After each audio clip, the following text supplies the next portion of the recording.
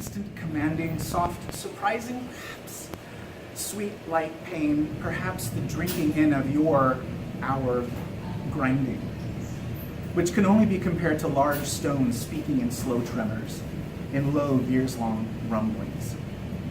I ache to the air to know chipped breath, the kind which barely holds in growls, transparent suspensions of sharp teeth, and whispering like old king. I importune the fates to guide our twin bodies to form the marvel of an artifact, two equal fitting, chamber and suspended iron, an earth and copper battery, perhaps adding wine or spirits to the evening to create that alkaline acidic charge. And the test, all hours of breathy spent gold plating each other, engraving skin, scarring up slick, insistent clay. I called to me a partner this cascading season, lo, an accomplice, yea, a co-conspirator, who brazenly welcomes heretical moments, apostate only ever moments. With me, through me, as me, with us, through us, as us, with you, through you, as you. Our bed, I will say ours because we are grown-ups and because we will command it equally. Sheets piled to the corners, blue and black and zebra print, all rushed down to the floor, a soft mode of perhaps long discarded clothing, oil-licked garments, tiny wax poured candle by a most powerful bruja, or bruful, and bruful, surrounding us as we, well, as you, sleep now, painted gray by 4 a.m.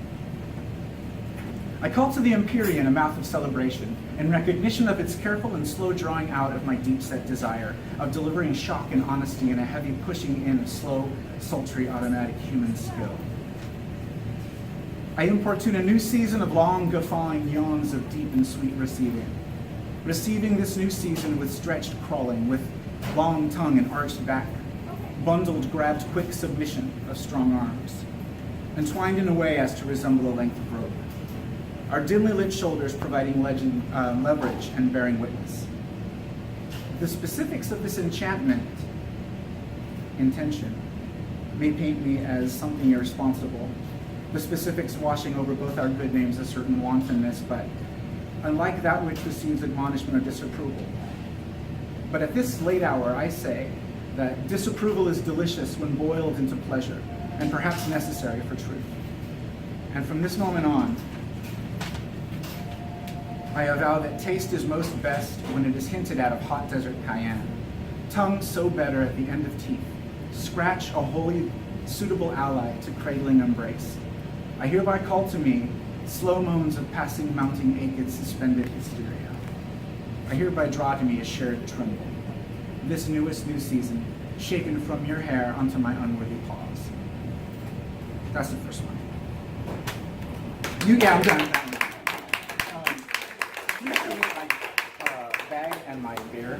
I'm so sorry, I'm all dry from nervousness. This next one is the story of my family, which is, sorry, you're in it. I expected that. And it's not flattering, but it's really honest.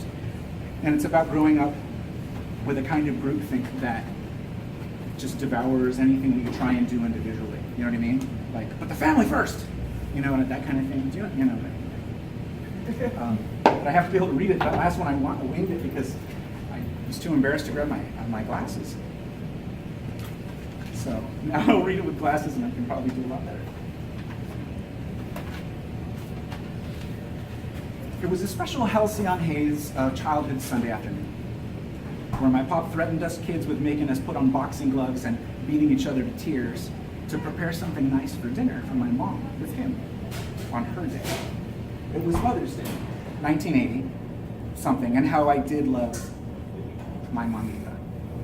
She was a stern woman of stiff carriage who only softened when she drank, so I was torn about my parents' daily drunkenness because my father did not soften. He became a expert. That afternoon, we kids reveled in the tooth-tearing opening of sauce packets, salty, and the throwing of various contents into pots of boiling water, splashy, the colliding of ingredients into bowls, something I really enjoy. And as I stood back and watched it all bubble over, I took a wee artisan's pride in what could loosely be described as Chinese dinner. And it was now past dinner, and we kids were relaxing in childish isolation in our 3 kids to no bed bedroom, because we slept on sleeping bags with no beds. Well, they had a bed, and they had a 19-inch color TV with like cable or something, and we had that little thing where you could read the static, but it was like, we loved Doctor Who, and all you could tell was like the static of someone moving. But we were good listeners, so we enjoyed it, right? Yeah. Okay, sorry. Whew. I could hear Tom Baker say, "Well," in his high baritone to Harry and Sarah Jane, said Dr. Murphy. I asked my brother to pass the plate of egg foo young that we had smuggled in when my sweaty father popped his big head into our room, breathing hard. My brother dropped the plate, and the food got instantly covered in floor hairs. And it was around my back in my head. "Come dance with your mother." My little stomach instantly started to pucker up and ache. Damn it.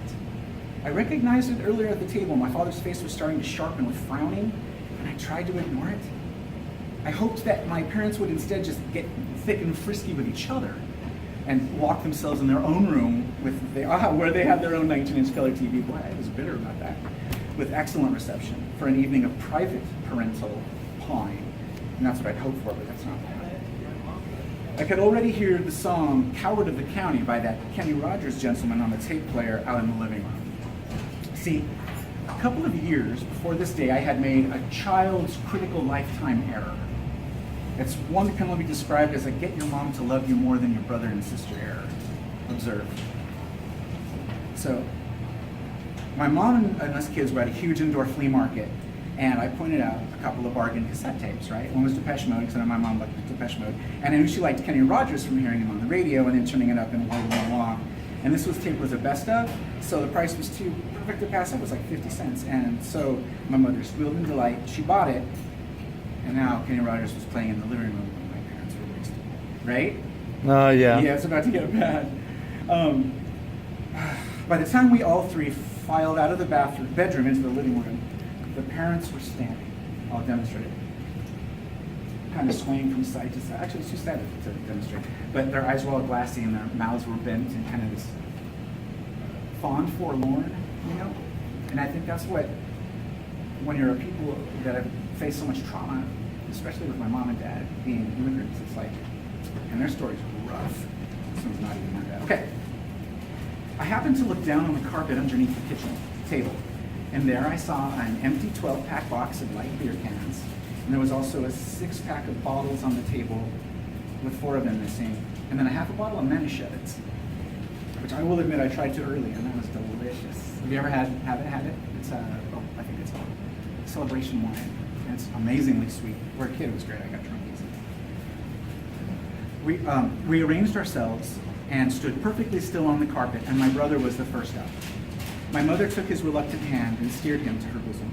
She commanded my father to cue the tape, and my father attempted to comply like he had been shown, but I walked over to him to help him, and I just ended up doing it for him. Her favorite song on the tape started up, and my brother stiffly put his arms around Mom's waist, and she placed her head in his chest. She held out her hand to capture his like a little dance.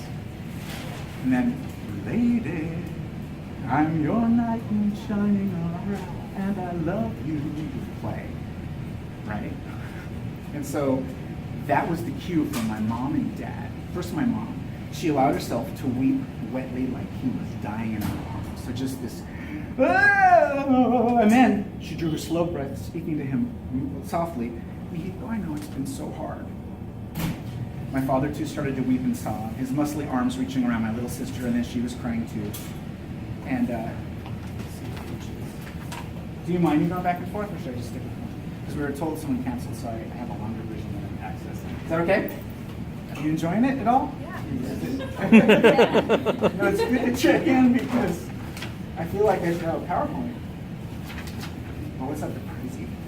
That's the good thing, where you go swoop in and out. Okay. For some reason, I was acutely aware of being in between moments, inhabiting that suspended gravity before I was to slide into the vortex of false feeling, of upset. And I think it was because I was the middle child. My brother was the first, and so he was the best, and he got lots of attention, lots of chances. We won't talk about it now, but it's true. My little sister was In my arms forevermore.